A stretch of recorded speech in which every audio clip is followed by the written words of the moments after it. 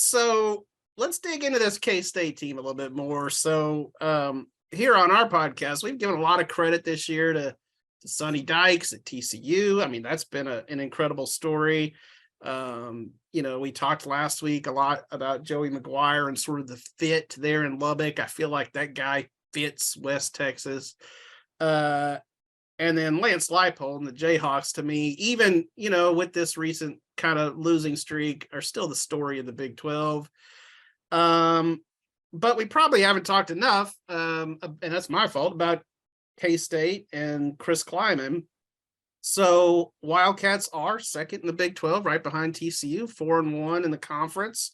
Really good shape to make the Big 12 championship game. It would be their first appearance since 2003. And we're all old enough to remember that, but so what impresses you guys about this team? And is Klieman kind of like, maybe Joey McGuire at Tech or whoever? Is he like that perfect fit in Manhattan?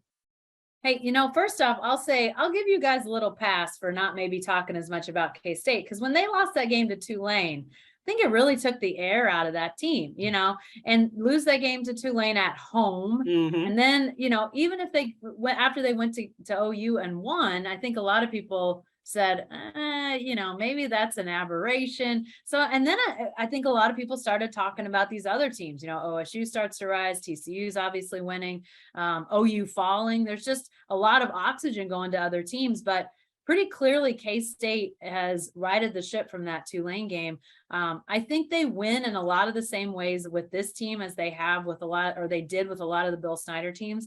They don't beat themselves. They don't do dumb stuff very often. And they've got offensive and defensive lines that know what they're doing and they can be effective. So I do think it's a good fit, Klieman and K-State. The one thing that's interesting to me about Chris Klieman is, when he comes in with this pedigree of being this great offensive mind. He's developed quarterbacks at, the lower levels, at the FCS level. They're gonna play K-State, tough nose, hard nose, defense, offense, but they're gonna add in all this offensive flair with Chris Klieman. And that hasn't happened. So I keep thinking, I really thought Adrian Martinez would be that guy this year. He's kind of been where I think they want to get, but not to that level yet. So I'm curious to see if, in the next couple of years, if maybe Klieman can get one of those types of quarterbacks, what next steps he could take at K-State, because pretty clearly he is the type of guy that really resonates with that program and with that fan base. Mm-hmm. John, what do you say? Yeah, like Jenni said, this is looking more like a Bill Snyder kind of team, playing really solid defense, obviously extremely good defense last week.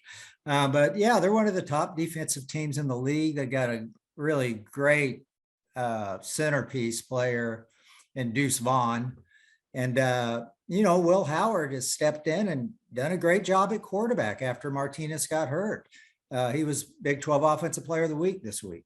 So they look really solid to me. And like Jenni said, who would have thought after that Tulane game? I was ready to kind of write them off. Had he lose to Tulane at home and then have a good year? But man, they've bounced back pretty big. And they're a very good team. It's a head-scratching year in the Big 12. Can't figure out any of these teams, but hasn't Deuce Vaughn been there about 10 years? I mean, it feels like it, All right, yeah. He's been there a while. Wasn't he supposed to be done with Brice Hall? Deuce and Brice, weren't they supposed to go out together? Why is he still there? Yeah.